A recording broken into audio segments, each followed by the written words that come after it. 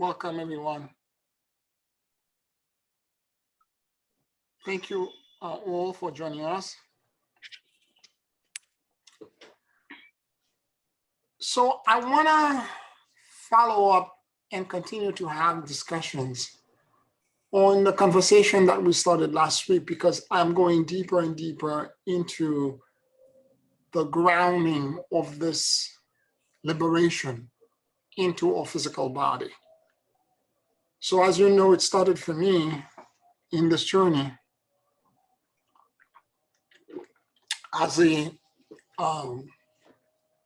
exploration about why am I so invisible, and the things that I've done in this life to cause me to camouflage and to hide myself, i.e. me being in the mystery schools and hiding myself with a black cloak,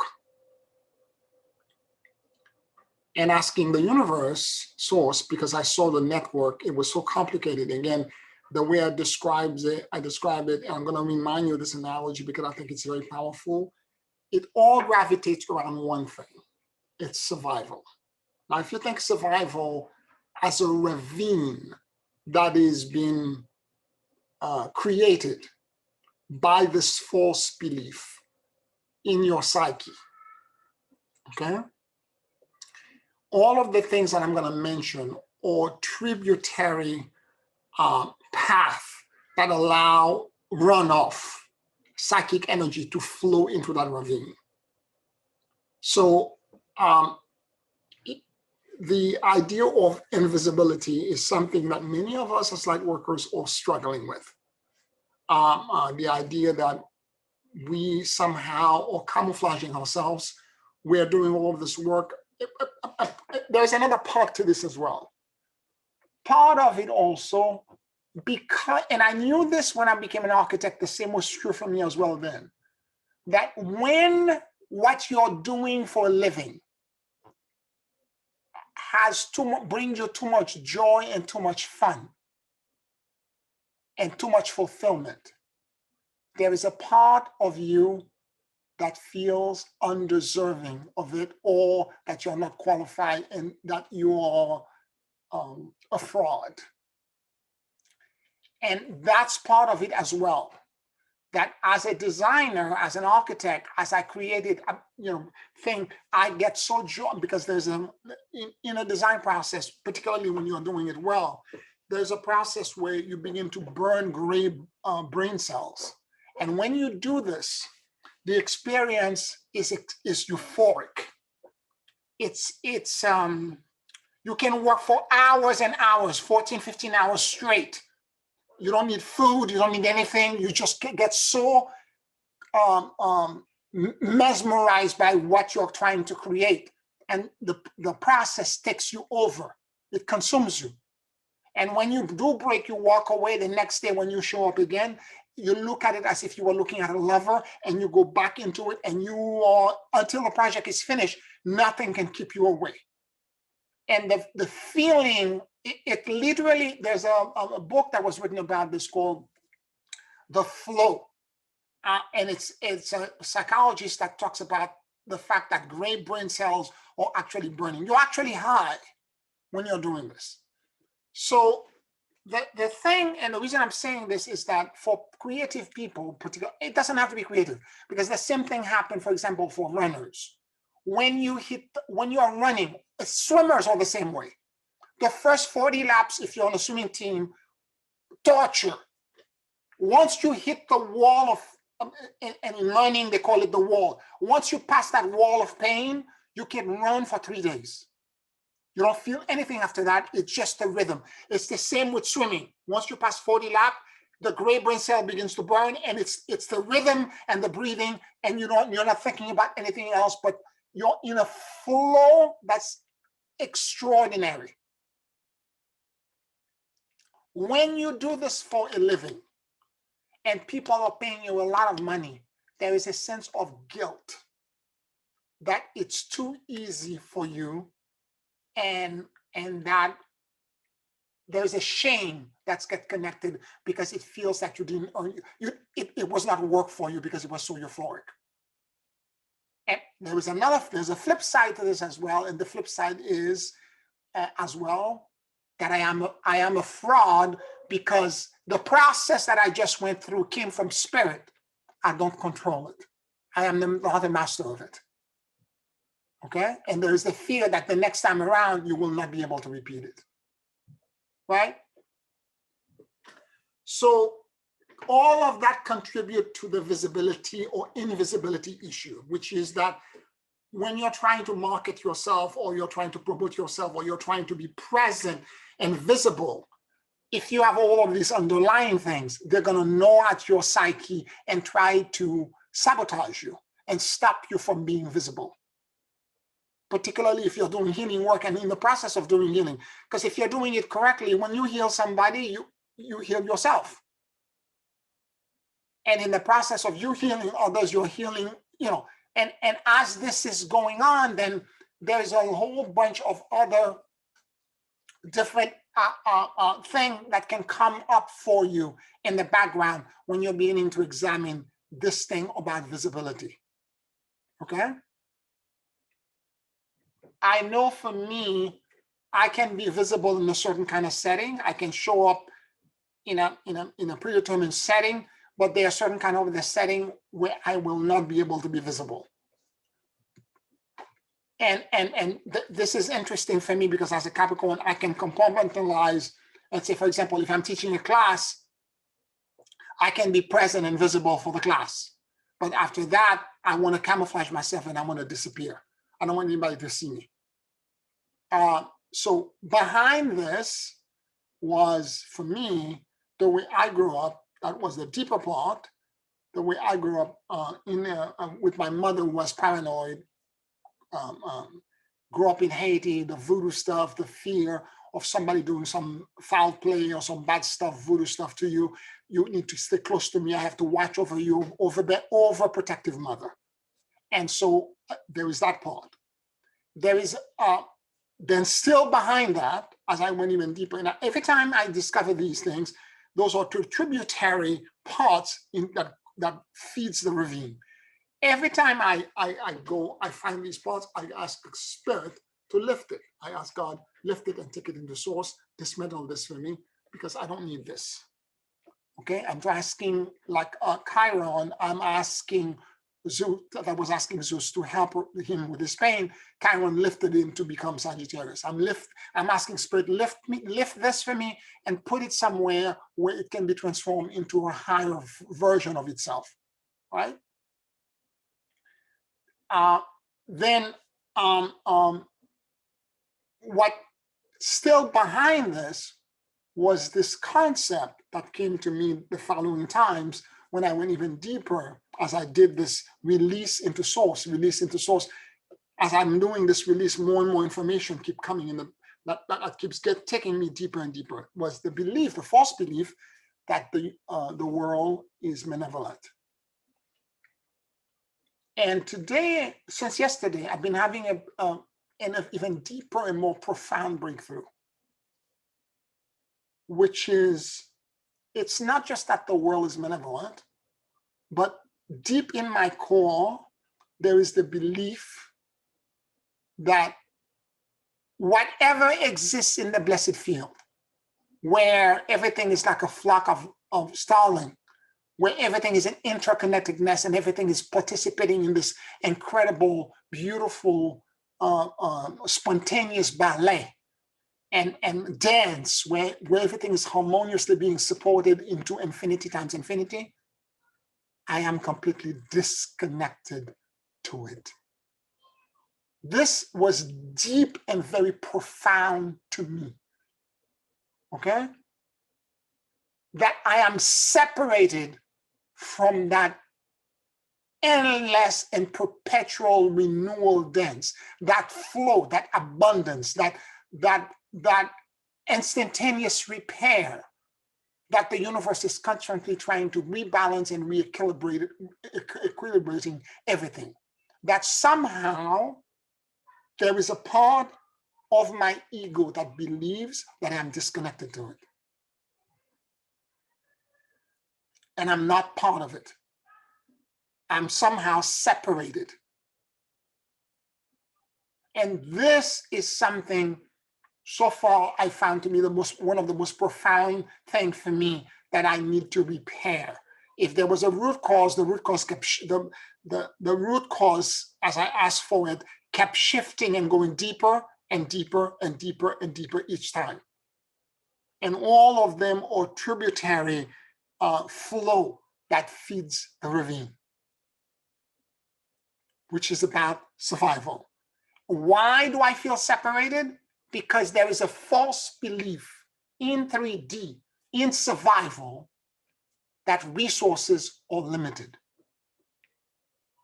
And because resources are limited, there could not be endless flow. I cannot trust that the universe will give to me. I cannot trust there's going to be endless flow and I'm going to be perpetually taken care of. I have to figure out a way to control it. I have to hoard, I have to attack, I have to defend, or I'm going to feel victimized. All these things that we as human beings do because we feel separated and disconnected to this perpetual renewal and flow that all other life forms understand intrinsically and exist in a state of equilibrium and balance with that truth. But for whatever reason, in the root of our psyche, at the reptilian brain, we are disconnected to it. We think that resources are limited, and therefore, whatever I can do to get more resources, however I can hoard, whatever I can do to get more, this is what I need to do.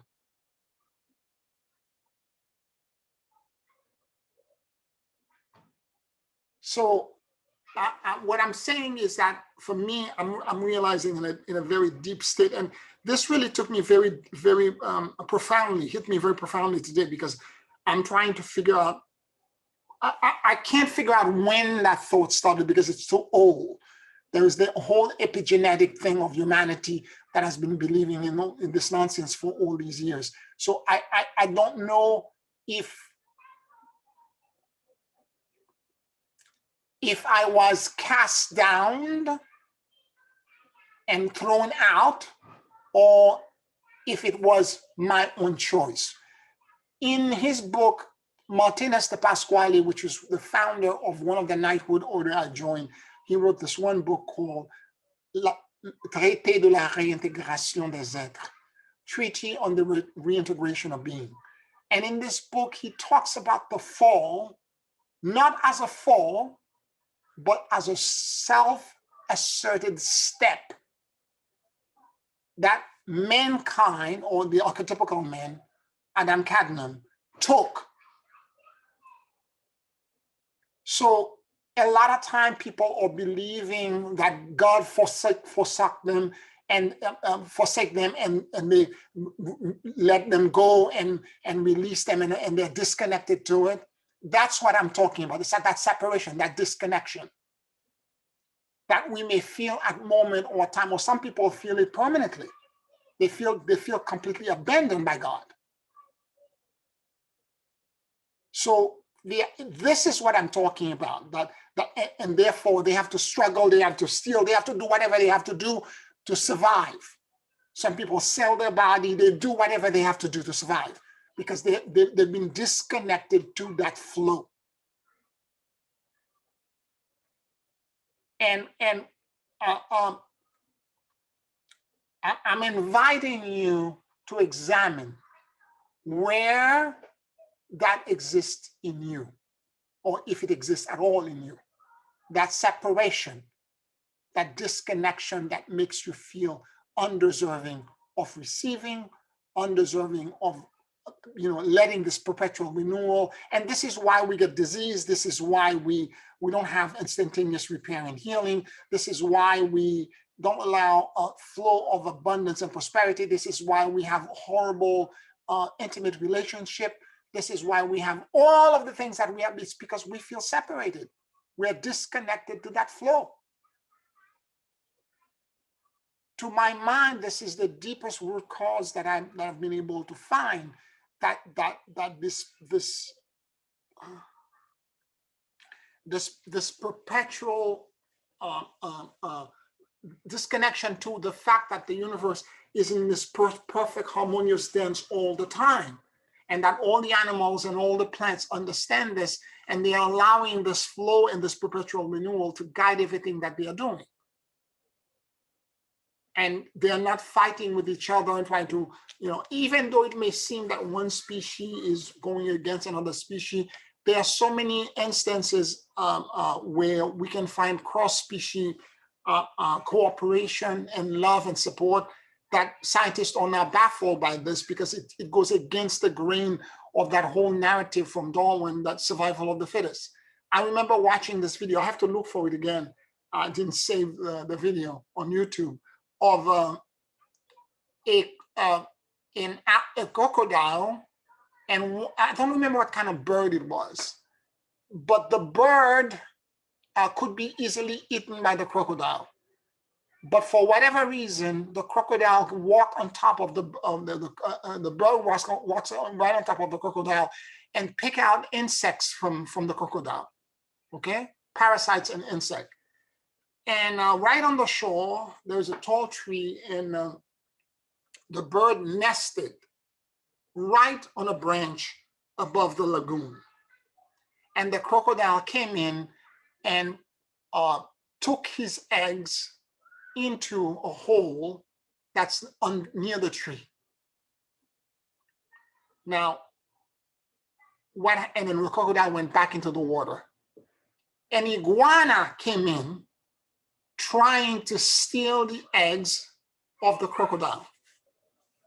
And the bird jumped down, attacked the iguana, started making such chaos, such fuss, screaming, yelling at the iguana, spinning all around to protect eggs that are not hers, that the crocodile heard the cacophony and came back and realized what was going on and ran after the iguana. This is what I mean about interspecies connection, a relationship and understanding, a kind of detente that happens all the time. And this is not one example. There are multiple examples of this that happen all over in the wild, where one plant is protecting another, and the balance that occurs. For example, another example of the equilibrium and the balance that happens all the time. When I remember one of my friend Kat from upstate, who's an herbalist, she's half Native American, part Native American, and she does a lot of nature walk. And she was walking on the property, telling me what kind of herbs and plants I had. And then she walked in one section of the property. She said, "Oh, you have jewelweed." Jewelweed is this kind of a bush that grows that has this kind of like orange, sometimes yellow and orange bell-like looking thing. And she said, "Oh, you have jewelweed. That means it's a cure for poison ivy. That means the poison ivy must be right around." Literally within feet, there was a bush of poison ivy. This is what I mean about balance and equilibrium. Everything in nature is provided in a way to provide you. When there is an unbalance, the balance is provided, and it's literally within walking distance or proximity of it. The answer to the ill and the problem is usually in walking distance. And sometimes it exists within your own head, your own consciousness. And it's a matter of shifting your awareness into a different place to allow you to understand that it's a false belief that you're holding. So I'm thinking deeply and profoundly about this idea and this concept that I became aware of over the past 2 days now, which is this concept of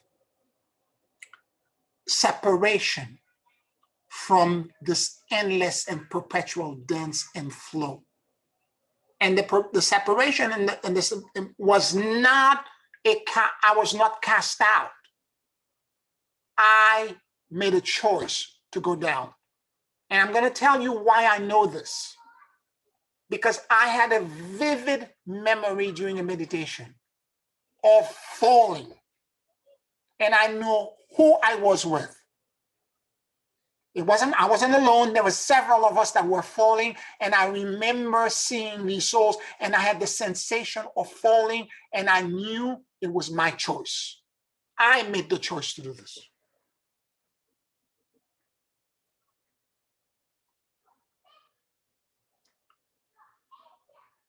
Any questions, any comments?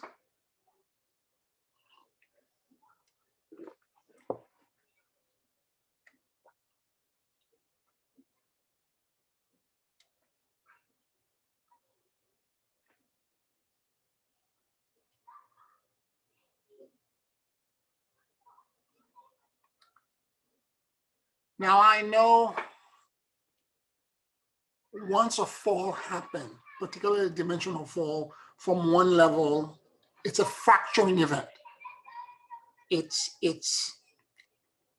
you're shattered into pieces.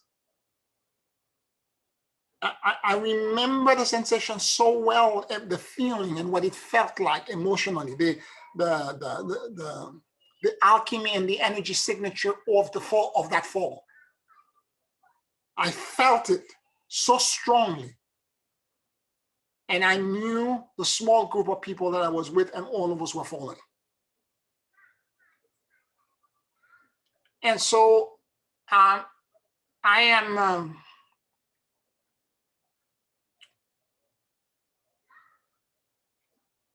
but once you're down in a lower dimension, to get back to the higher dimension, you have to expand, you have to elevate, and you have to reverse engineer.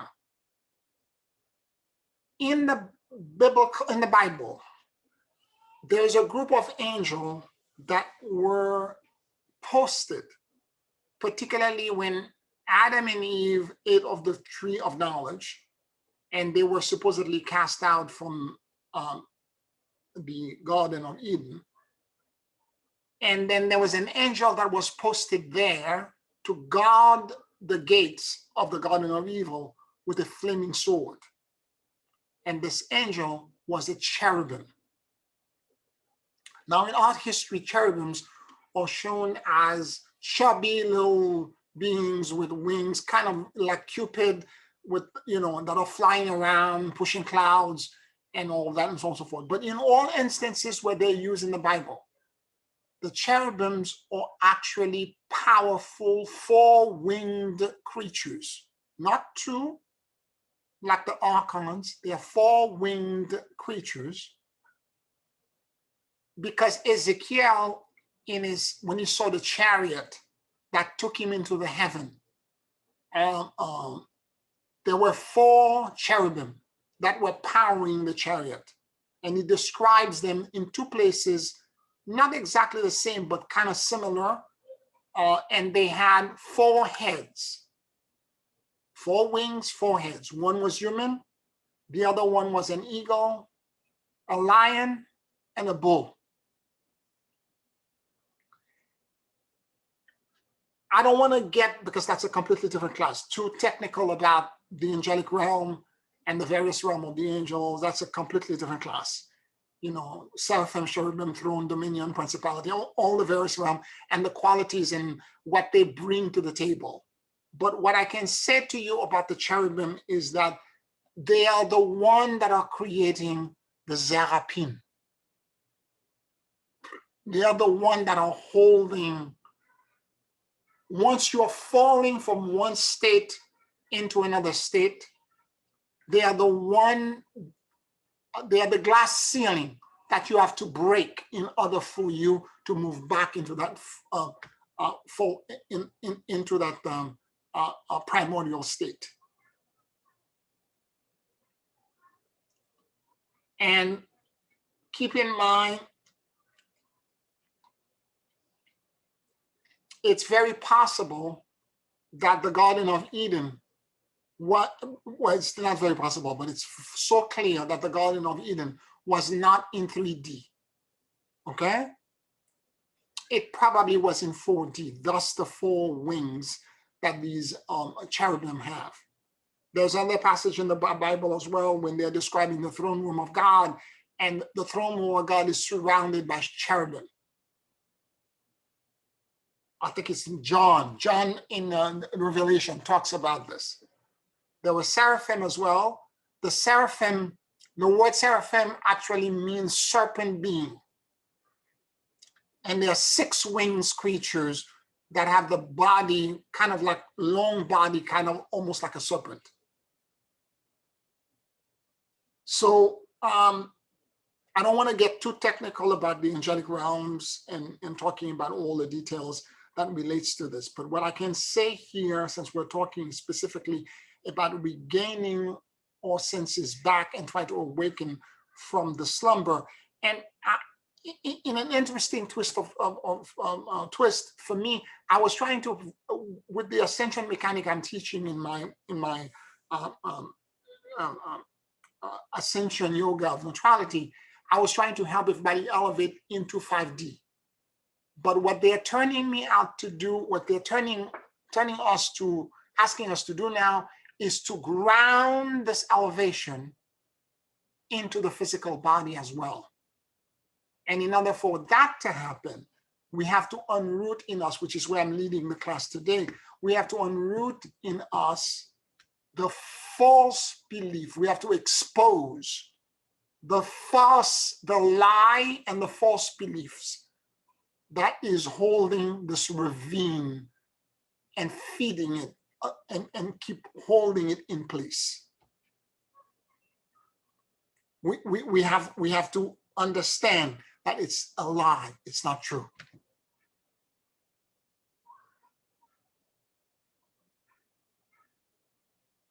Any of what I'm talking about relate to any of you? In what ways? Talk to me.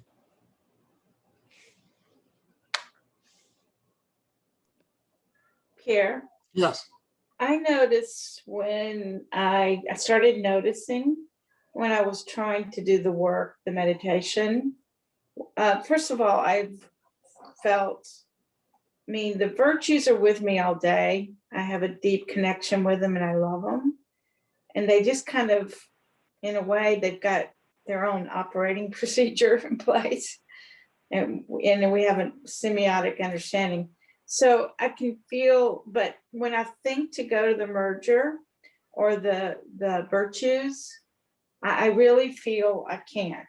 I feel almost like completely like paralyzed, like unmotivated, because I want to do. Then I said, I didn't understand it at first. So I let it go and I just respected it, because why force? Because I also trust the virtues are working in different levels at this point. And all of a sudden, I tried to think, why is this feeling like that? And then I would feel, the only thing I feel really drawn to do right now is this work in the blessed field. I feel like it feels urgent. Because it's been a rough couple of 3 weeks anyway. So I can feel that's what it's asking. I mean, these 3 weeks are mirroring, like there's some other kind of work to do. And I just try not to name it. When I sit to do it by myself, because that's what I really feel. I feel like I would like to spend several days in a row really going deep with it, or weeks. And let everything else sit on the sideline and trust it'll be waiting for me. I do it by myself and I get a knot in my stomach and I get anxiety. And I started thinking, I didn't think about it. I didn't even catch it. And so I kept going deeper and I realized, oh my gosh, like when I start going into the blessed field and I know I'm in the blessed field, it's almost like, and then I think, okay, please, what is my survival? And I start trying to go in. I kind of get, I think I'm checking out, but I don't realize it till it's been some time past. And so I started asking, like, what's going on here? And I realized for myself, deep, I think you said you felt disconnected from the, I'm sorry, the starlings, the word I can't. Morphogenic field. No, the morphogenic field, but the word, you know, when they're doing it Oh, together, the murmuration. murmuration. Mhm. I feel I can understand the murmuration. It's almost intuitive. Nobody had to teach me. So this was once I'm in the field, I had this an epiphany 2 days ago. Oh my gosh. So it's funny you brought it up. I'm like, I can understand it. I feel what's going on. I'm putting things out there to ask to be reprogrammed. I can see and feel grace. And sometimes I feel other murmurations going on, and I'm watching it. But I realize I'm not in it. And so there's a big connection. What I realize when I'm there, I have this knot in my stomach that comes, or this kind of disconnect, separation. And for me, it's like, I think I'm not doing it right. I mean, I caught it.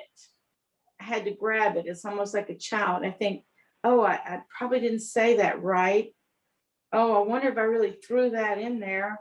Oh, you know, it feels like everybody else is going to be able to get rid of their things in the field. I'm not sure I can ever really get rid of them. A lot of mind chatter around that, right? Mhm. Of thinking I really am left often with, maybe I didn't do it right, maybe it's not going to be gone, or it's not going to be transmuted. And then I realized we'll go deeper. And I was shown in this family field, but I mean, I just saw how separated, and how it was like being shown, what difference does it make? You can be very bright, and you can, you know, be gifted with spiritual tools and all kinds of things. But if you're sitting on the sideline, Yep.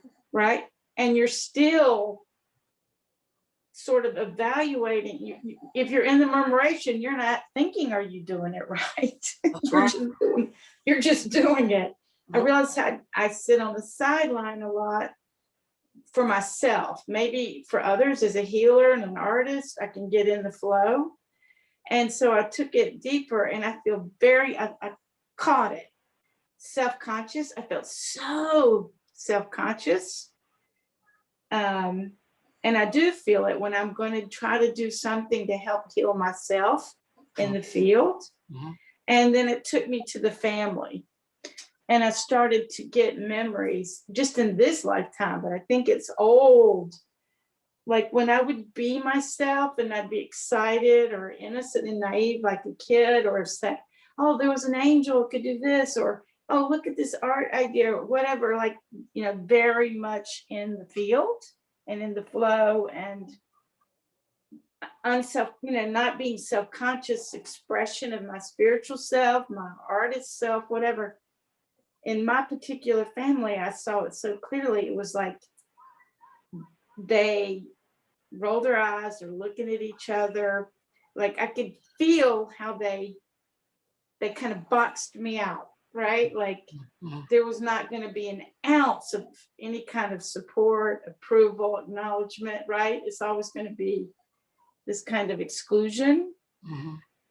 And so I said, that's not even it yet. And I went deeper, and I swear I feel like shame. I got so much shame, and I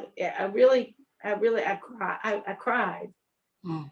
a lot, thinking, oh my gosh, my spiritual, authentic, highest self is so delicately poised. The flip side is so delicately poised with shame. Mhm. So for me, I feel like that plays a role in my survival, because I'm constantly trying not to be or feel the shame, know the shame. Mhm. I mean, I blinded it, you know, Mhm. but I can feel it. I haven't gotten it fully yet. I get it better when I listen to your meditation, Mhm. but there's something in feeling very outside Mhm. of the universal flow of life that's going on, particularly when I get in the field, and that I'd almost rather torture myself with perfecting or something, like, trying to get there, trying to heal myself, trying to let go of things, rather than see that until the shame is addressed Mhm. and it's not mine, or something about the shame, until I'd rather probably suffer in perfection and separation. There's some part of me than the embodiment of the shame, so it can be put in the field and transmuted, because I think I feel I won't be able to do it. Mhm. So I don't know if that makes any sense at all. No, it's right. Because I'm still in process. Yeah, I'm no. being very raw. I was been raw the last 3 weeks, but I felt lighter today, so I can share it more openly. But it's not, believe me, not easy to share. Yes. Thank you for sharing. And by the way, you're right. You're dead on, because that separation, that disconnection. This is exactly what I'm talking about. For me, this is what came through for the past 2 days so clearly, that there's a part of me that feels disconnected to that memoration, to that flow. And that disconnection for me is now the root cause. I'm realizing there's a part of me that feel undeserving of this blessing, that I cannot Yes. exist. I cannot exist in that blessing. Yes. Go ahead. I definitely can relate to what you're talking about. And I've had some meltdown this week crying, because the way you articulated it is so real for me, because I was what is it that I'm being healed, my daughter's being healed, all of these things, but I'm like, why is it taking so long? And when I sit down to do my meditations and all that, I keep going back to the old song that I grew up with, which is, "He brought me this far, he's not going to leave me now, God." And so that would always bring me back to where I want to be or need to be, but at the same time, I was feeling disconnected, even though I can feel everything. I mean, I'm beginning to really get what you were talking about before, and healing, the healing that's taking place in me and people around me and my daughter and everybody. It's very clear, but you're right. There is something there that's like, why do I deserve this? You know what I mean? Not that I don't deserve it, but what is it that I can be in this flow without feeling maybe guilty or whatever, survival or whatever it might be. But I'm beginning to feel the blessed feel, and the blessings of the blessed feel. And I'm going and more and deeper into it.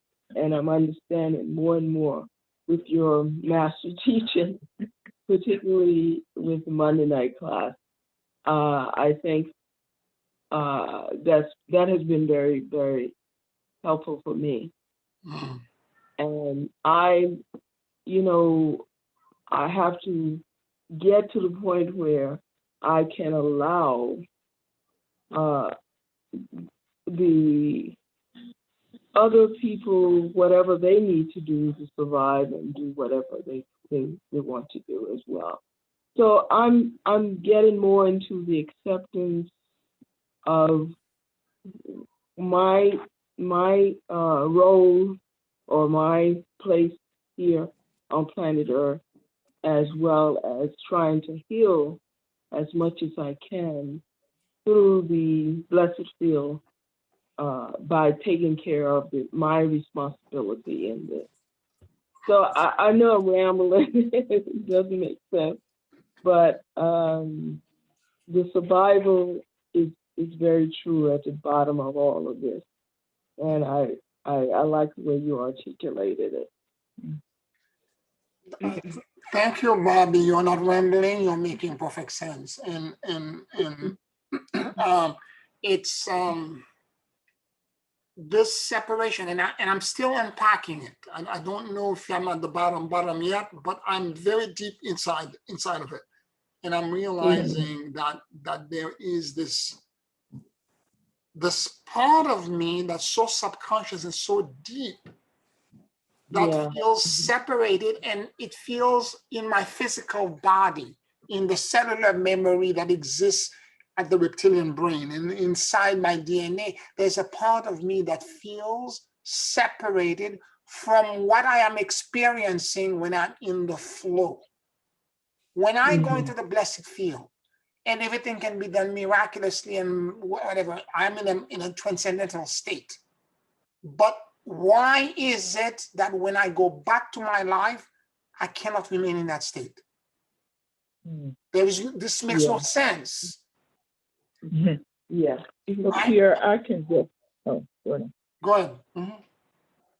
Well, I definitely relate to, the whole idea of examining the endless flow. And several classes ago, you were talking about self-awareness and consciousness and the self-talk. And I mean, I know that miraculous things happen when you just put it out there and act into it, Part of the consciousness, though, that I'm paying more attention to or becoming more aware of or conscious of is those conditioning responses, both physical and in the mind, those choices, habitual things that you've done. And, they come up as those, it's kind of like when you're, I guess sometimes when I'm meditating or sitting down, clarifying in my head, you have those distractions that come up, they just pop up in the mind and kind of throw you off of guard or throw you off the purity of where you're want to go, at that particular moment, and you always have to go back, readjusting, and finally, I think most of the time it began to clear up at least somewhat.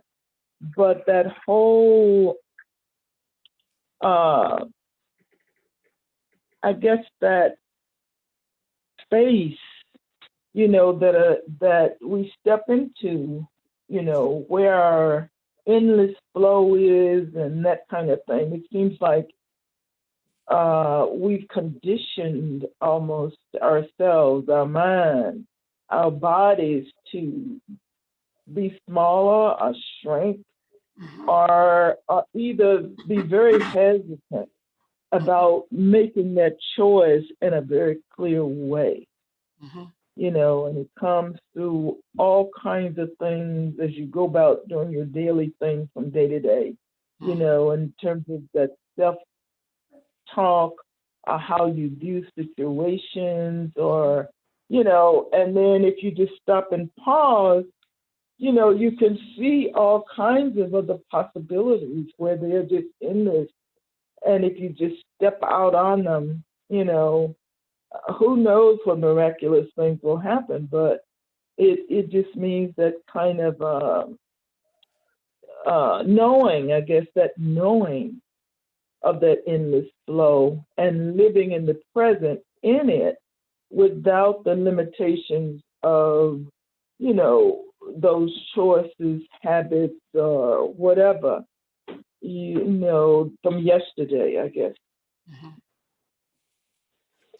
Wow, that was so profoundly and so well said. Because you're totally right. It is in the daily self-talk and conversation that we keep feeding the ravine. Okay. But the reason we're doing it is through ancestral habitual behavior and environmental conditioning and epigenetic memories. So the sins of the fathers have fallen into the sons, and we are repeating what we know either intuitively, epigenetically, and what we have observed in this lifetime. And honestly, what we need to do is do exactly what the Dalai Lama said. He said, enlightenment is the absence of existence and self-identity. For us to get to that, to surrender and let go of our identity and the epigenetic signature and everything else that we know, and to everything we know about ourselves, our ego and our identity that keeps saying, you have to struggle to get to everywhere you go. And if you don't struggle, it's too easy. You're undeserving of it. And anything that comes as a flow and seems to be easy, you have to spoil it. It's like I said, every time I do a healing for a client, the one that gets up and say, oh my God, I can't believe the pain in my knee is gone. They're going to have the pain in 3 days. It's going to return. Because they keep having that self-talk, I cannot believe I don't have it. Whereas someone who get up and say, I am so blessed, I am healed, and they start walking, those are the ones that will remain with the healing. So you're right. And I was thinking so deeply and so profoundly about this today because I'm trying to figure out a way. There has to be a way out, a way to exit this. Why? Because if you have to abandon existence and self-identity, what that means, in other words, is death. It's death of yourself as you know it. Yeah. Yes.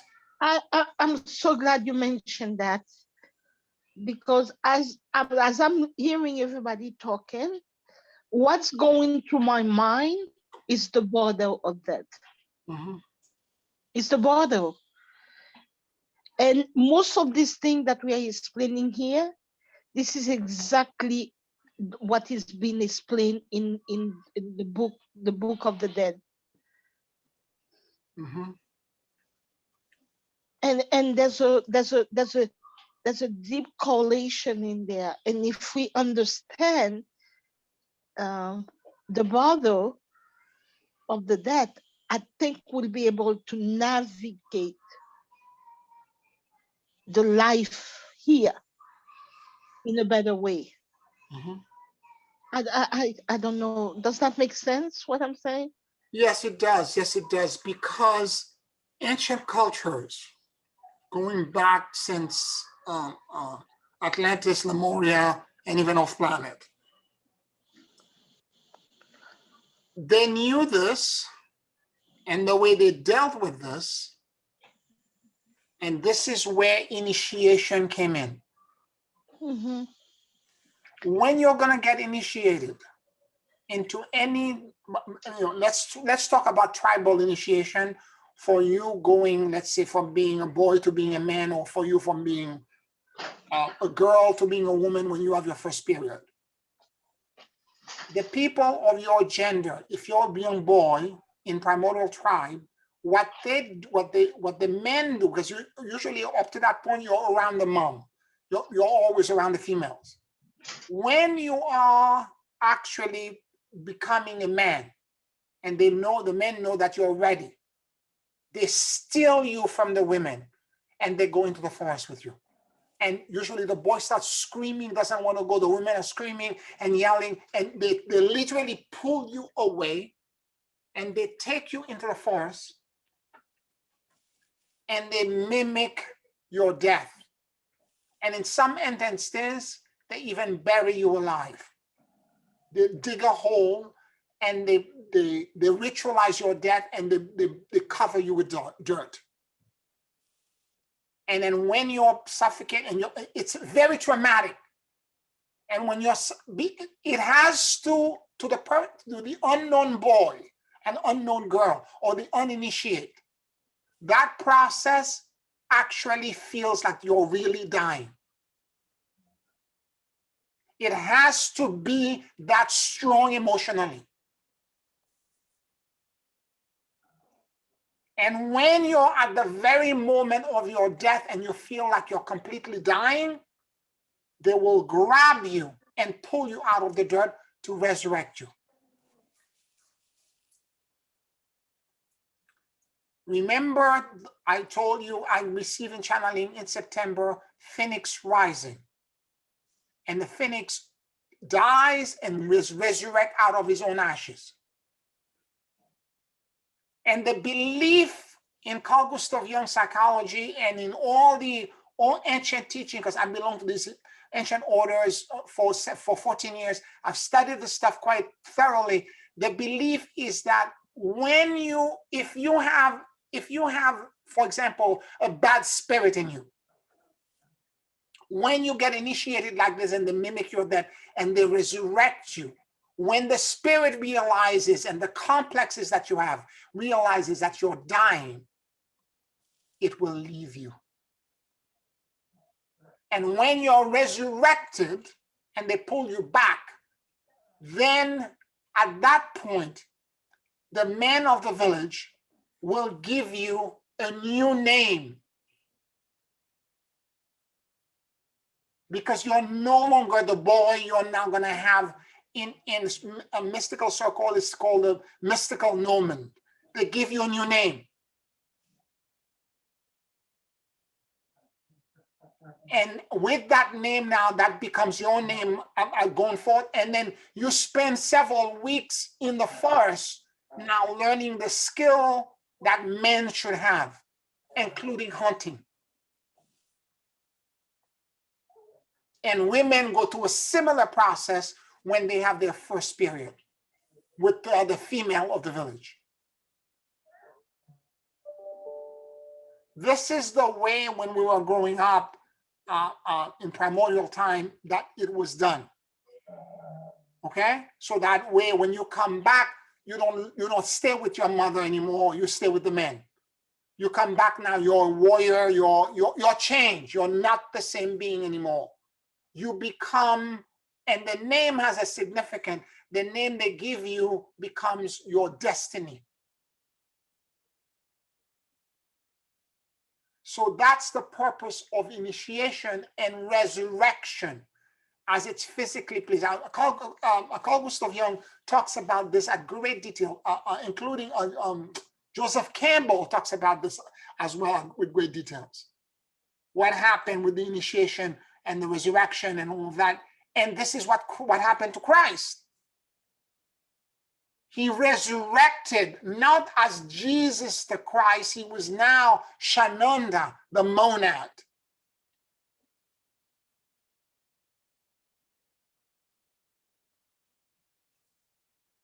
So there is something really big about this idea of, getting somebody, because to the mind and the subconscious mind, when you get to a point, particularly for the person who is uninitiated, doesn't know what the ritual is going to be, and they take you to a process where you're put in a coffin and and you hear dirt on top of you, you're about to be buried, and you actually believe you're going to die. And then all of a sudden, they resurrect you and they give you, you become somebody else. It has a major psychological and subconscious impact. Whatever was with you at that time dies. It's very dramatic. It's very theatrical. It's very, but not necessary if you have a certain level of evolution and higher consciousness. there is a way to do this without you having to go into, to be entombed. Okay?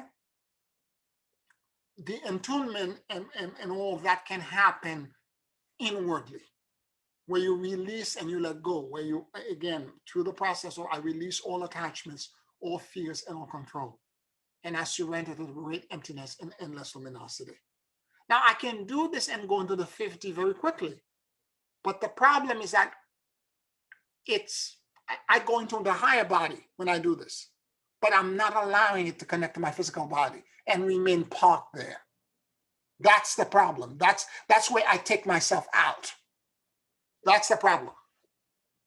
And this is why we have all kinds of disease, all kinds of problems in our body. We are struggling with this. And this is why the planet in general is going through all the chaos that it's going through right now. I don't know if you're looking at the news, but Colombia has a hurricane right now, flooding in parts of Colombia last week, flooding in New Zealand, West Sydney, major flooding. They're expecting another 3 days of rain. 33 inches of rain fell in one day. 37, sorry, in one day. Earthquake in New Zealand. Tsunami warning. There was no tsunami, but there was tsunami warning. And I could go on. The dust storm that is in China, that is approaching Japan, that also was happening in Saudi Arabia, and it's happening somewhere else as well. I'm forgetting, and on and on and on. All of that chaos could end if enough of us could accept this blessed field into our physicality. It will take 144,000 for the whole planet to be in that state. But if a few of us do it locally, in any local region, let's say 12, in a local region, we will shift that entire geography. Because that blessed field will make the local earth chakra connected to that region whole, and it will extend 777 miles wide, and it will be steady, it will be redeemed. And all the chaos will happen outside, it will not happen in that center. Because that place will be connected to the blessed field and will remain in a state of harmonium. I remember when I was starting with the Rosicrucian order, they talked a lot about the state of, the exact word, they call it harmonium. Not harmony, harmonium. This idea of a perfect blending and perfect balancing of all parts to create this beautiful alchemy that would bring everything together. The Rosicrucians started, they began to appear in Europe with the tablets of all the alchemists.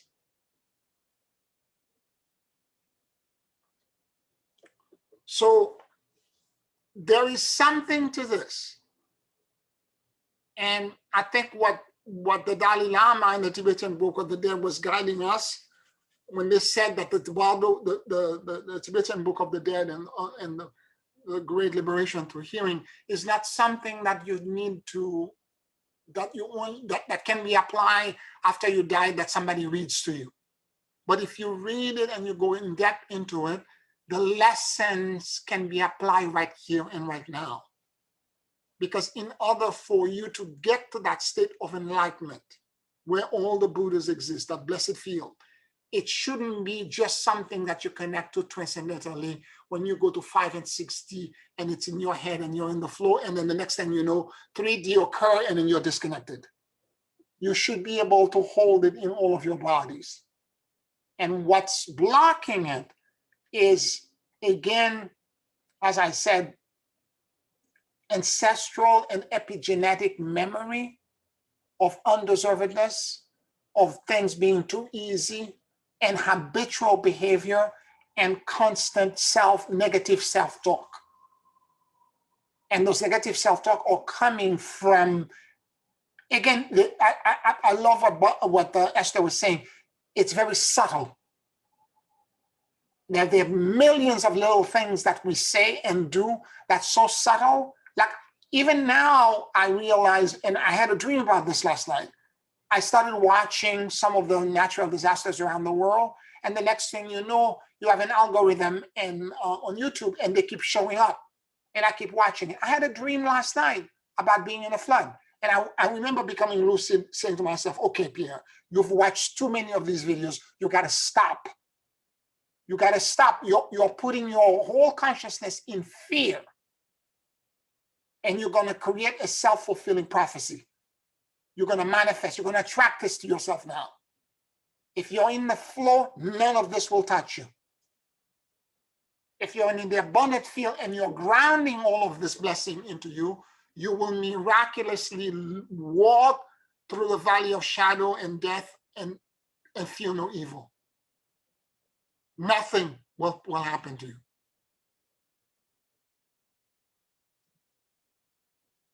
There's a way I get connected to, the chaos du jour, whether it's coronavirus, whether it's resurgence of this variant and blah, blah, blah, and whether this, and, there are times where I have to realize, okay, I've seen enough. You want to be informed, but there's a point you pass. It's no longer being informed. You're now obsessed and you're feeding the ravine. This is exactly the flow that I put myself in for the past 3 days before I went and take that vaccine today. Mm-hmm. Yeah. I'm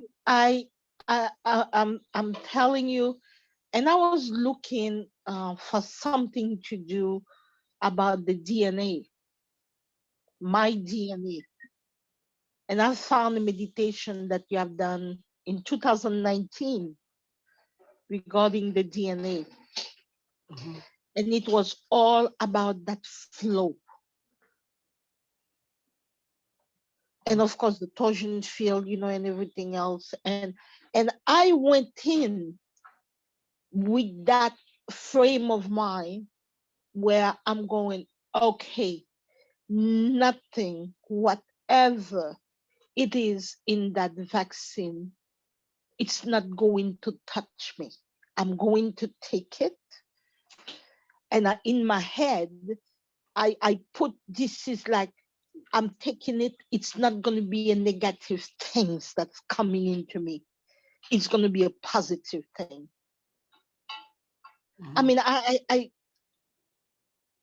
I don't know, but I mean, this is the frame of mind that I had on today when I went to take that vaccine. Mm-hmm. And I'm telling you, I'm not feeling. I'm not feeling. I didn't feel anything. Even my arm is not even bothering me. But Good. yeah, thank you. I just it just that's what I've been doing for the past 3 days. Mm-hmm. And thank you. Not a problem. Not a problem. And that negative self-talk, again, again, the outside will agitate enough to bring things to your attention, and again, self-awareness. Remember, Esther was talking about this. You have to be aware. You have to catch it. Self-awareness. I realized I watched too many of these videos. Now it's in my dreams. I gotta stop watching these things. Okay? Too many of these natural disasters, because once you begin to watch one and there's another one, oh, there's another earthquake, there's a I'm chasing all of them, and the next thing you know, I'm being mental. There's a term they used to use all the time. They call this mental poisoning. Little things that becomes big thing, and all of a sudden there's a giant trough and swale that gets created, and that's moving into that ravine of survival and feeding it. And if you're going to reverse engineer to create a different belief system in your core, that's going to be about merger and surrender into the flow that that exists in the universe, if this is what you're going to let this ravine feed, the new program you're going to put in this ravine, then all of the tributary things, including the videos that you watch, what comes out of your mouth, your thinking, the emotions that you're processing, all of it has to be about flow, supporting the new belief that you're putting in.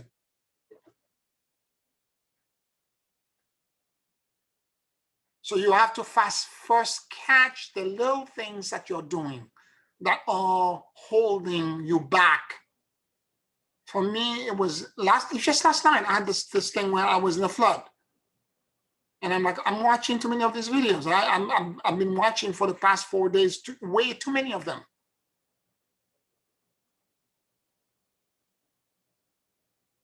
Locusts that's coming out of Africa, I'm in Saudi Arabia, this, that, or the other. And I'm like, okay, I gotta stop. I gotta stop. I'm not watching any of it.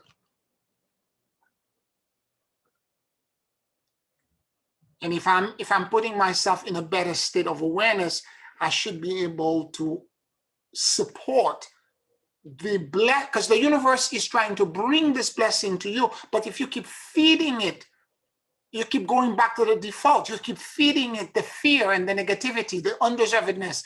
It has to be hard. I can't accept the ease. If you keep feeding it all of this, the blessing will touch you and will not find anywhere, no fertile soil for it to grow. It's mental mastery.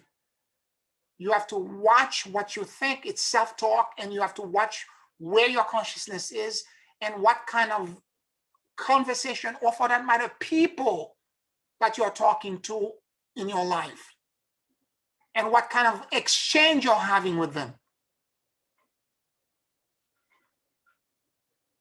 And if it's all that negative self-talk and negative flow, then walk away from it. It doesn't serve you.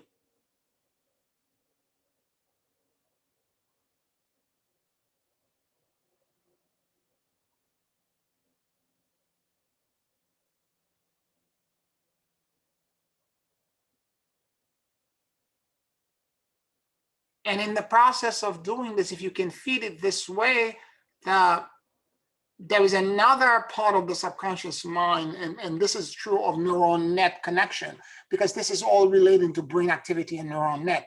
That ravine is a major way in which all these other tributary things are feeding a main network that's holding a core belief, that's holding your cellular structure and all your DNA prisoner. By vibrating it energetically into a fear consciousness, therefore you have autoimmune disease, you have cancer, you have all kinds of things that begins to destroy yourself and to an early grave.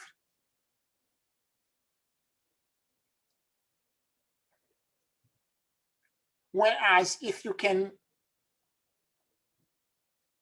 somebody that exists in the realm of the gods, all they are doing that's different is that they have a different, the ravine that exists for them for the flow of life. The belief system there is that they're perpetually connected to healing, invincibility, immortality, and healing.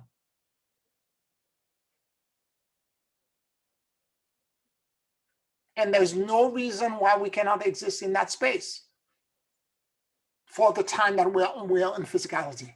I'm not saying I want to be in this 3D world forever, but for the time that we're here, we need to exist we don't have to be walking through mud in a physical body. We can have much better quality of existence.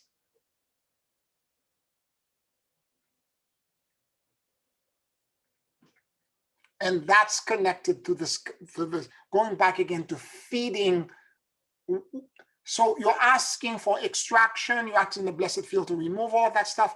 But what are you doing with your self-talk? What are you doing with your behavior? What kind of people are you associating with? What are you watching? What are you reading? What are you feeding your consciousness with? And if all of it is a reinforcement of all that negative talk, the ravine is going to get deeper. The connection will be simply temporary and will never ground in the physicality. And that's why we're having problem being outside and not allowing this to connect, because we're feeding, what's feeding it, the behavior, not only the 3D behavior, but also the epigenetic memories and the ancestral memories as well.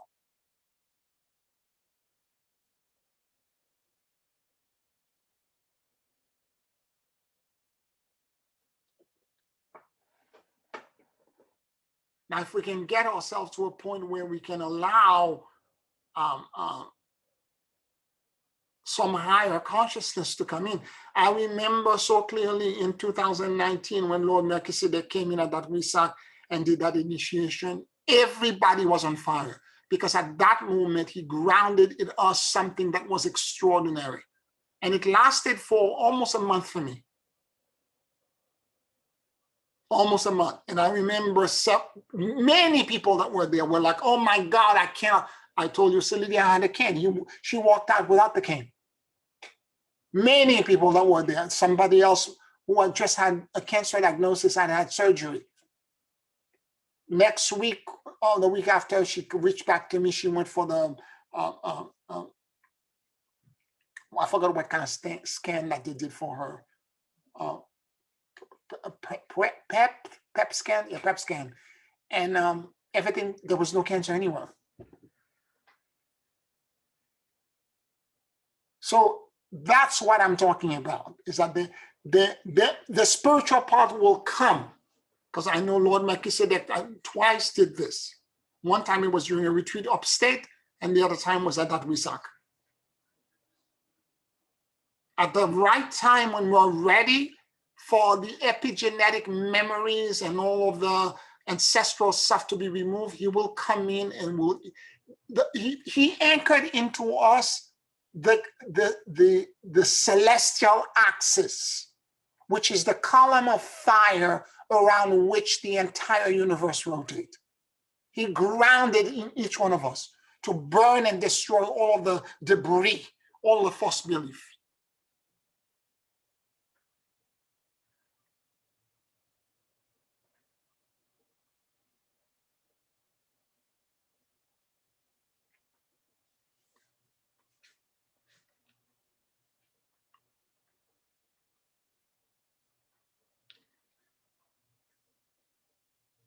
Any questions, any comments?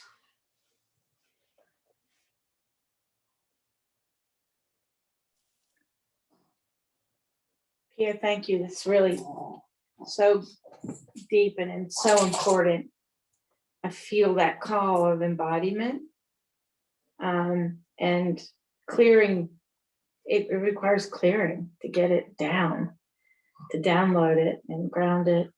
And to Esther's point, and Marjorie, everybody's sharing always makes such a difference in trying to get it in your DNA, to hear it from different angles. And I come back again to this, it's so subtle. I mean, like the thing of shame is a huge and heavy vibration, for example, but the way it was like these little floating fireflies, like fractals, that, and perfection. I mean, that's so limiting, but it comes, at least in my book, and is very subtle. I went, wait a minute, what was that? That's shame, right? And so you get them, and now you're going about your day, and you have to be so awake and so present, because then, shame can take on a lot of different fractals, or suck in perfection, and they can be very, very subtle. And grabbing them, because it feels to me, maybe I'm wrong, but to your point about your dream, you really, the sooner you can, closer to the behavior in the moment, that you can get it or see it and become self-aware, I feel like you have more room to work with it. But I guess that's the part I just am so profoundly affected by, is just how deep this is and how helpful and profound it is, yet the mechanisms are subtle. I mean, it's work to get to that subtle level and catch them. They're saboteurs. I mean, they're rascals. I mean, they're smart. You know, it takes on a lot of different facets of a prism. So you know, you can think, well, you can ignore it or deny it, or you think you got it, and then all of a sudden you're like, whoa, nope, that's still another vibration of shame, you know. So that's the work. And that work sounds, because again, I don't want to go back into struggle.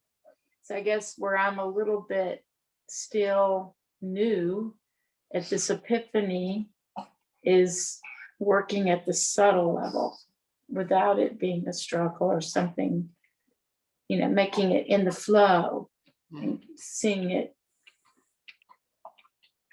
And when my question too would become, when we see these subtleties and these epiphanies that both Marjorie and Esther referenced as well, the subtlety, and we see it, we catch it. What do we do?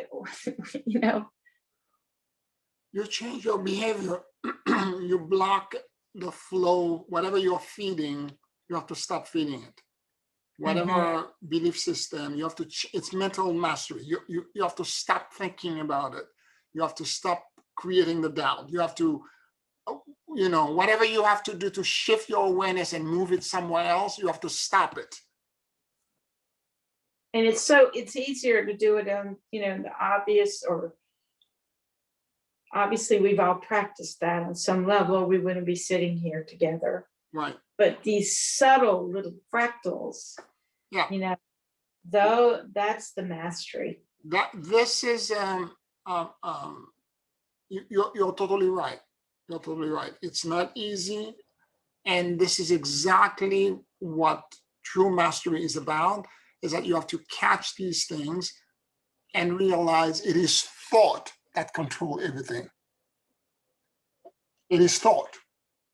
And realize how devious they can be. Well, the term that the Native American Indian call, okay, the Kabbalists call that resistance, that shame, that resistance, that wall of shame, which is the major operating system for the 3D universe.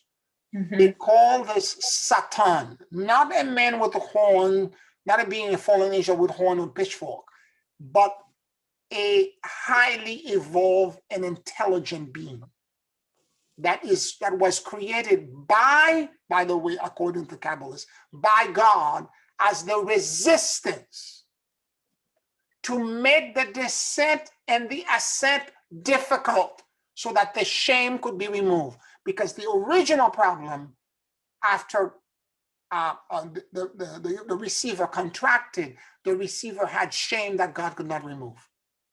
It has to be a real test, something that's extremely difficult. In the process of removing it and catching the subtle and sometimes failing and not doing it, and the process of you trying and trying over again, the shame will be removed. And when the shame is removed, then you will allow the light in and you will accept it fully. Beautiful. The light is already here. It's already in you, but we are not accepting it. Right. And I, of course, then back to that, what you just said, the fear that then there's the perfection on top of the shame for me of, I'm not going to get it quite right enough, and I'm not going to be able to get that shame out. You know what I mean? I can't transcend it. Right? That's my chatter, you know? Yeah. I have a different chatter. Mine is paranoia. I have a different chatter. Mine is paranoia. What do you want? What's going on? And I'm ashamed to admit it as a spiritual teacher that I'm always helping people and being positive and everything else. But deep inside, this is what's going on. Well, it's not easy for me to also, you know, be so direct and so open about, you know, the seed is rooted for me in shame, you know, and where it, I mean, I myself wouldn't guess how often subtly it's behind, because they're rascals, it's behind something that you think is in the light or innocent. Yep. I agree. I totally agree. Dirty little birds. That's exactly right. They're hiding behind, they're camouflage behind everything. I even had a moment where I was in town and I felt it, the vibration, and I thought, okay, I felt that behind, what was that? I mean, I ran into somebody anyway, the way I chose to enter the conversation.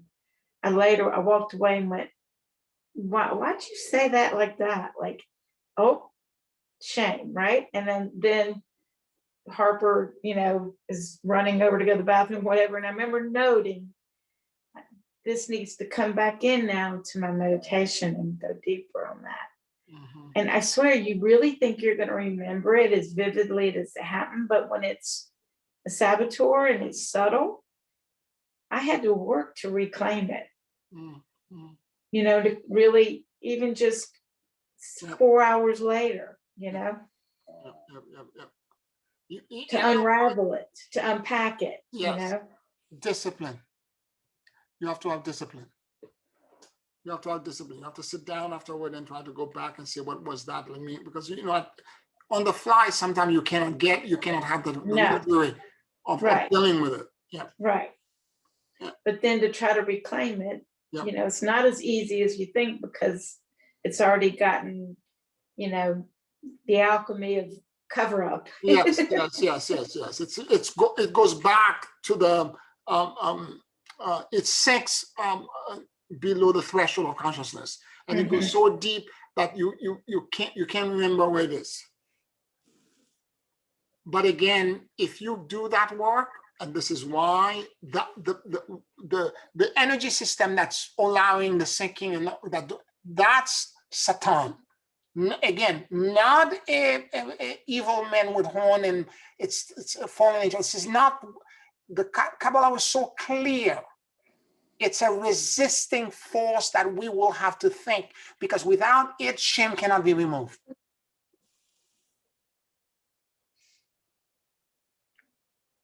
And that's what holding all of us back, all of us. And I know this is where I am right now, because this is where spirit is guiding me. You said, okay, you have to ground this in your physical body, because the part about going into the blessed field, you got it. You can do this. You've done it for many people. You demonstrate it, you're teaching it, you can do this. Now you have to ground it. And you have to guide your student to have them grounded. And that's a whole different ball of wax. And it's so delicate in the moment, because what I've come to see these last few days, based on having entered it, right? I had, when I had a friend visiting, and, I saw how beautiful, it's like always this fork. So of course, now we're back to, wisdom, in a way, reality, and even obedience, right? You're at the fork. And it's such a quick, delicate moment to decide to be an observer, so you can catch it and don't go, and change your mindset, right? Mm-hmm. Versus getting in it. And you can think you're not in it, but you get in the dynamic, to your point about who are you hanging around with, or what conversations are you having?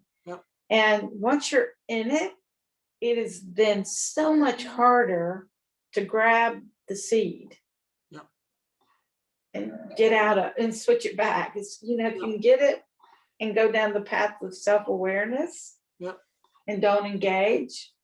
And, we all know this, but it's such a quick, delicate moment, but it really is, and really choosing to say, this conversation is not feeling great, or this person's company is not leading me where I want to go,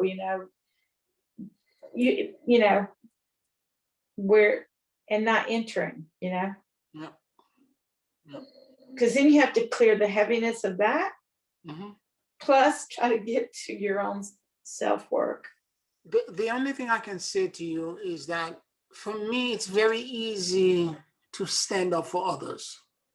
I don't have, because that's that internal shame and that undeservedness and the taking myself out and feeling that I'm disconnected and separated is so personal and so intimate to me that, and this is the reason why I'm making it an assignment for me, that every morning, the first healing that happened is me. I go deep and try to look and see, try to figure out that network, try to deconstruct it. So this is the first thing that I do. And then after that, I do the practice and healing for other people and all of that. But if I can do this for me, because I usually don't put myself in the equation. Again, take myself out. Right. And then you're in it. Exactly. And I'm allowing status quo, and I'm transcending all the time, but I'm transcending to take other people in the blessed field. And even if I take myself, when the blessed field try to touch me to make the change in me, my core belief, this is what happened when I have clients where I have visions for them. I have my own homework assignment that I'm not doing. My behavior, my self-talk, my, all the things that I need to change, what I'm watching, what I'm reading, what I'm allowing my consciousness to be fed with. It's mental mastery, and at the root of it, thought controls everything. So the moment you catch it, you have to change your thinking. The Kabbalah talks about the 1, 2, 3 steps. When you catch yourself in a behavior that is inappropriate, what you do first, you realize it's a test. And if you're like me, you are a good student. If it's a test, you're going to pass the goddamn test. Okay, so that's the bottom line. You realize you're being tested. Okay, this is the resistance. This is the adversary. Okay, I'm hitting that pocket of resistance. 2, don't think about anything. Stop. Count. The way the Kabbalah, the test, the technique is count to 10. For 10 seconds, think of nothing. Go into the emptiness. And the way they do this is that you literally say 1, 1,000, 2, 1,000. You try to count so that no thought enters into your consciousness.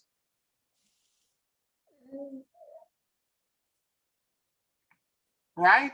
Step number 3, once you're in emptiness, I remember one student, I was telling one student about this, and she said, well, after a couple of weeks, she said, I tried this technique, blah, blah, blah, except for me, it didn't, I had to count to 100. It took me a lot longer. But she said, but I was able to do it because typically it would take me 3 days to kind of snap out of it. So you count to 3. Item number 3, whatever it is that you were saying or doing, do the opposite. Say the opposite. And if at first it feels weird to say the opposite or do the opposite, my teacher said to me, fake it until you make it. Because you've been used to the epigenetic way of doing the same thing over and over again, and the behavior is so ingrained in your entire lineage that when you do the opposite, it's going to feel weird initially. You fake it first, and after doing it for several times, faking it, it's going to become, you're going to create a new trough, a new swale that will begin to feed the ravine, which is the flow and the path and the destiny of your life.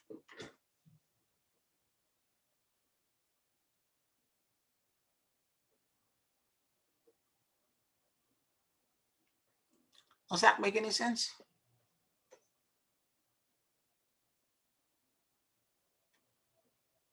Okay.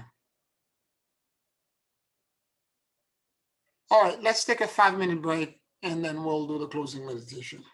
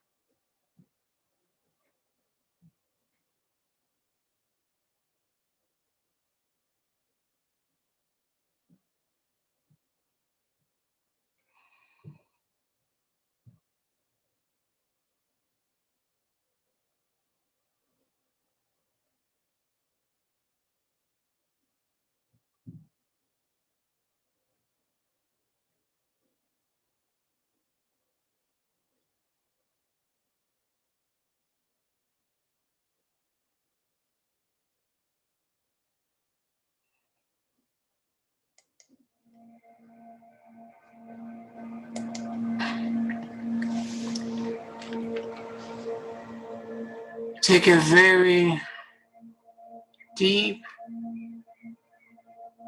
and slow breath.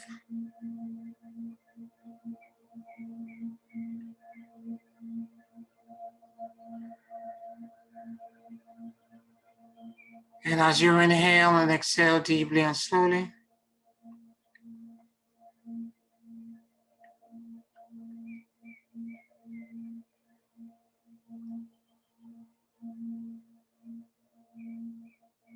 allow the universal life force that permeates everything to enter into your lungs.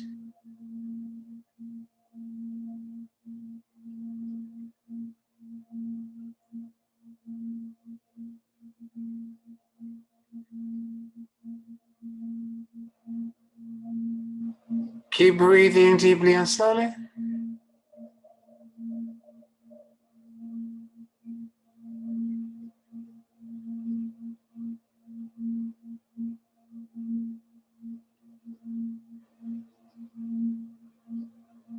And let your soul and your awareness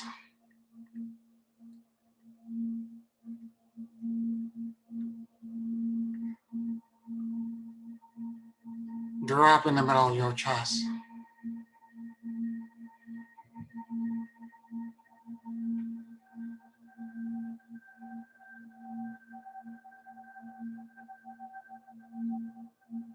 Please forgive me.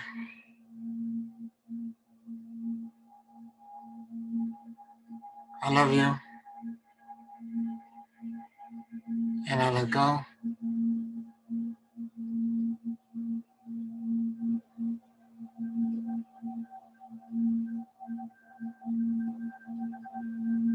Please forgive me. I love you. And I let go.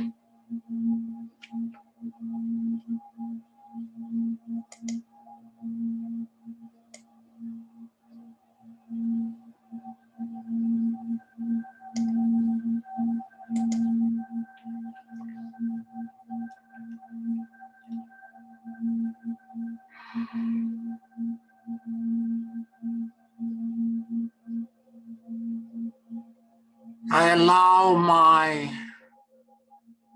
mind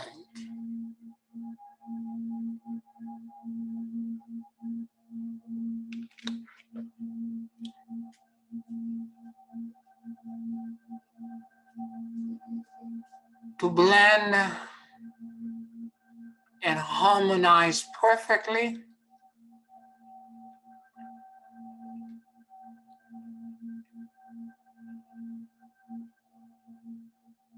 with the higher and inclusionary functions, frequencies, vibrations, and feelings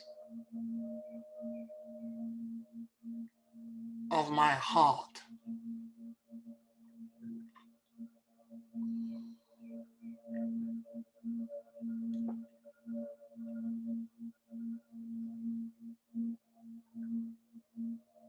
Let your heart expansion,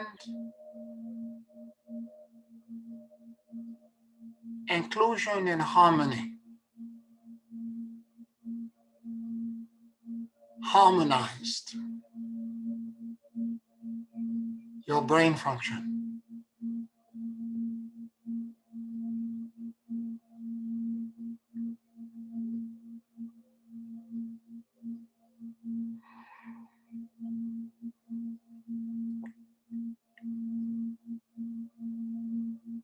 Keep breathing deeply and slowly.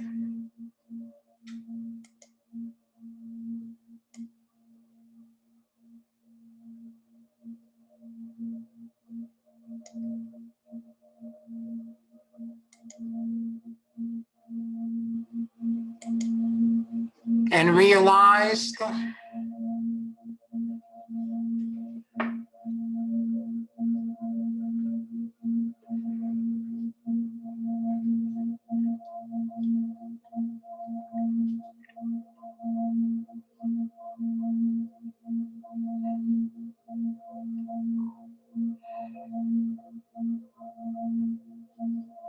that you can sense and feel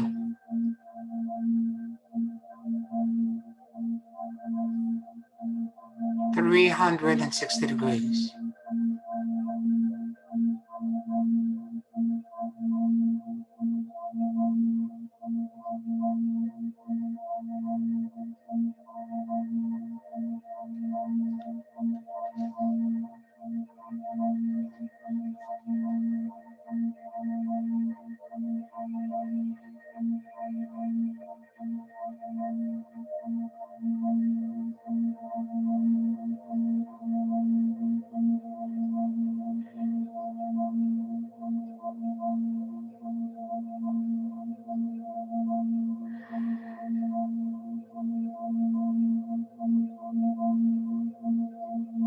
Become aware of the ravine that's holding your core axis.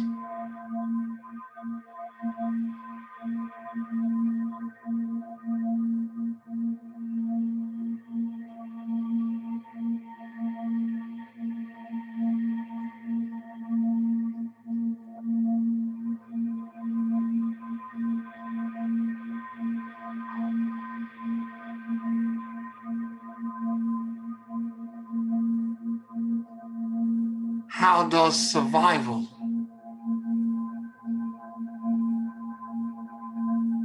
show up in you?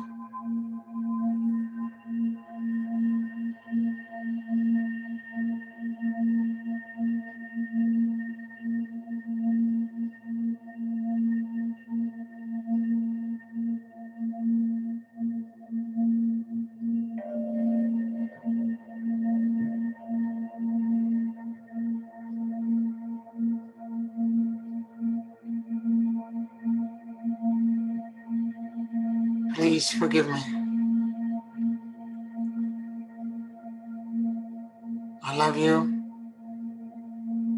and I let go.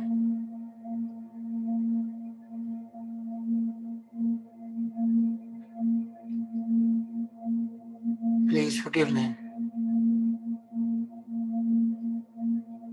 I love you, and I let go.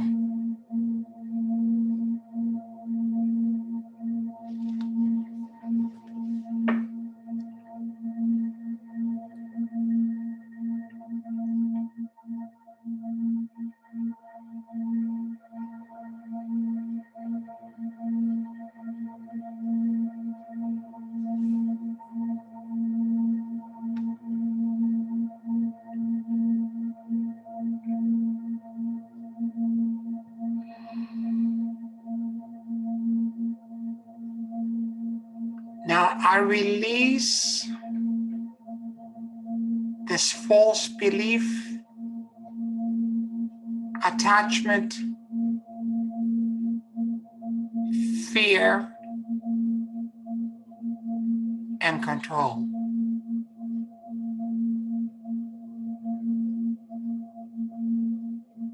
And I surrender it into the great emptiness and endless luminosity.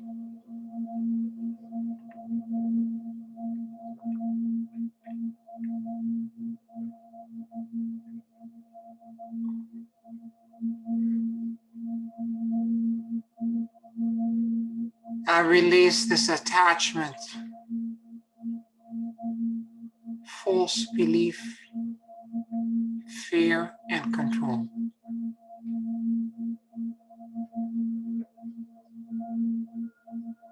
And I surrender it into the great emptiness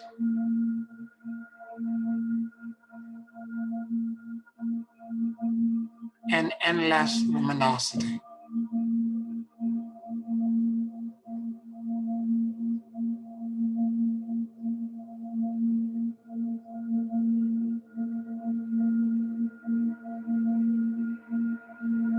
I release this attachment, fear, and control.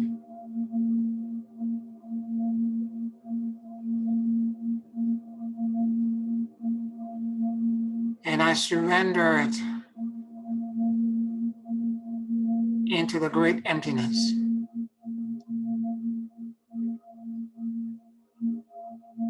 and endless luminosity.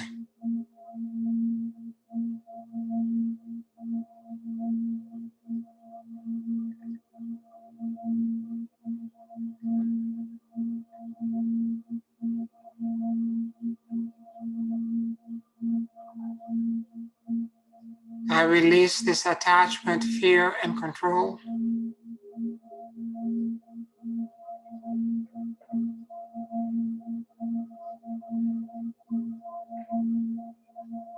And I surrender it into the great emptiness and endless luminosity.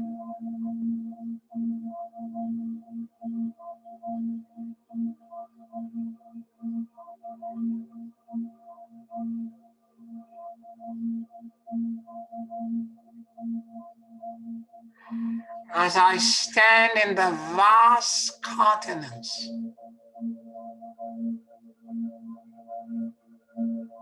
in flow and in harmonium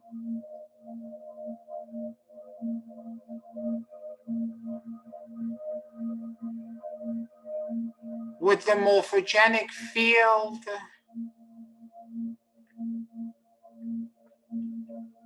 of infinity times infinity.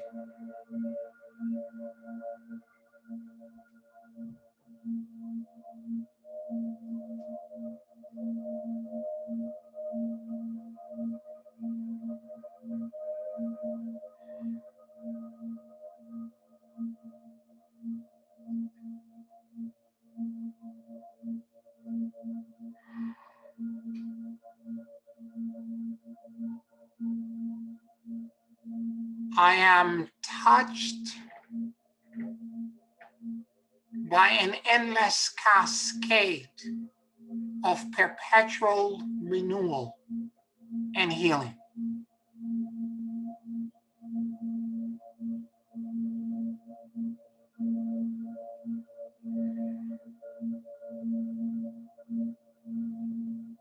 My cup runneth over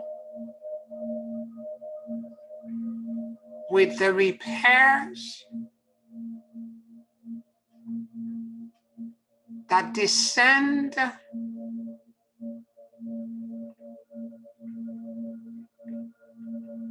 into the more than 50 trillion cells that exist in my body.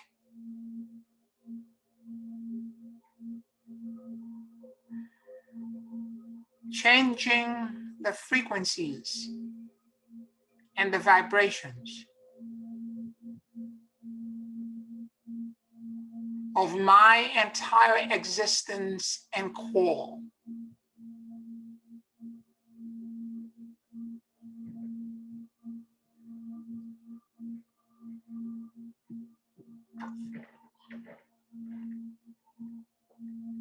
into accepting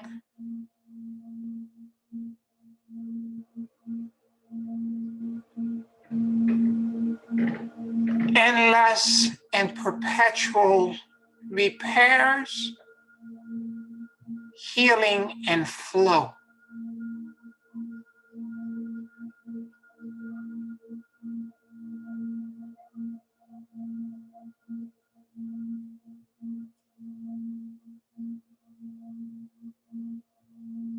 As my core program.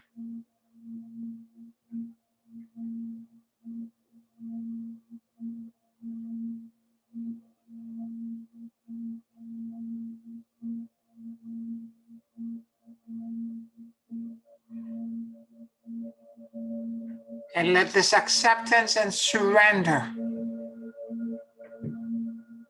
ignite in every cell in my body.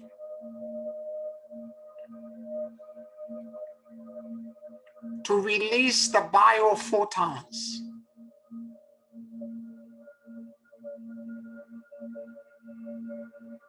that were being restrained by fears and survival.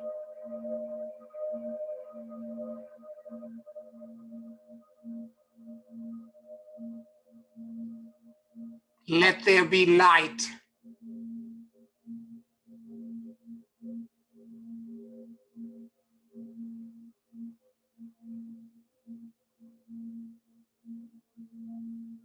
And let your generosity, light, radiance, and attraction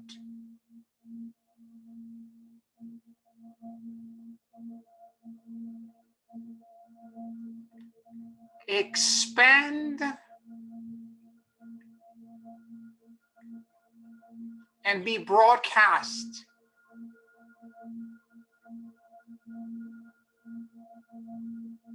to everyone in your circle of influence.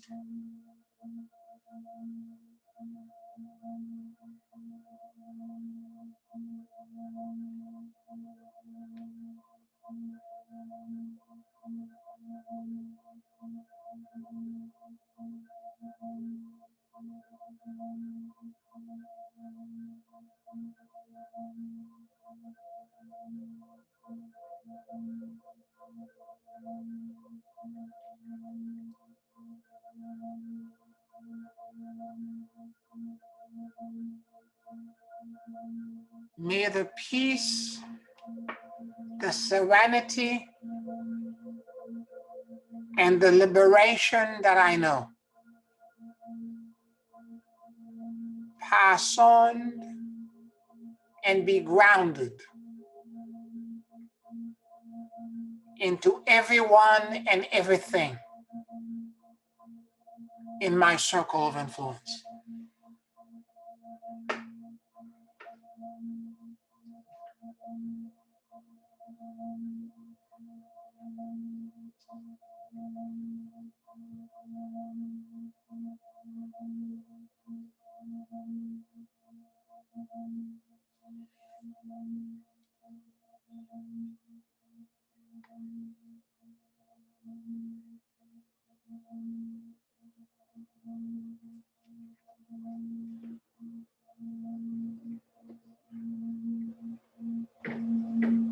Hosanna into the highest.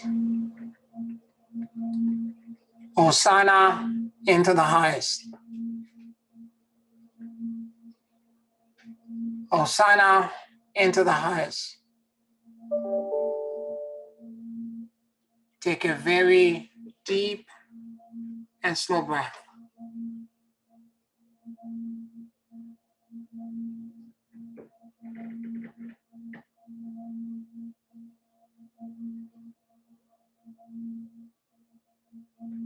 And whenever you feel ready,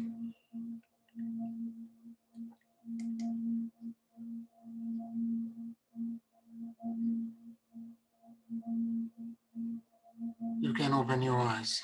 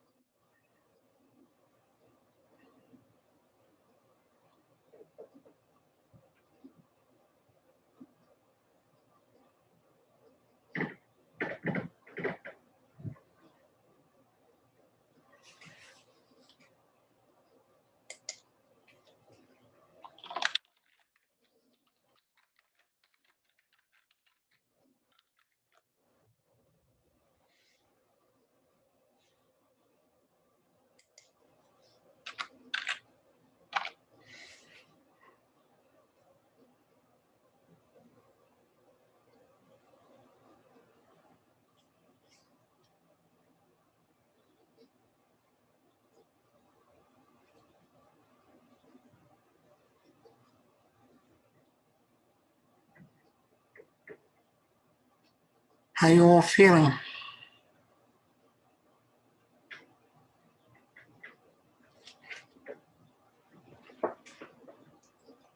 So without any fuss, I will let you all go. Wishing you all a wonderful evening, and I'll talk to you next week. Blessings, everyone. Good night. Thank you. Good night, everybody. Good night, everyone. Thank you.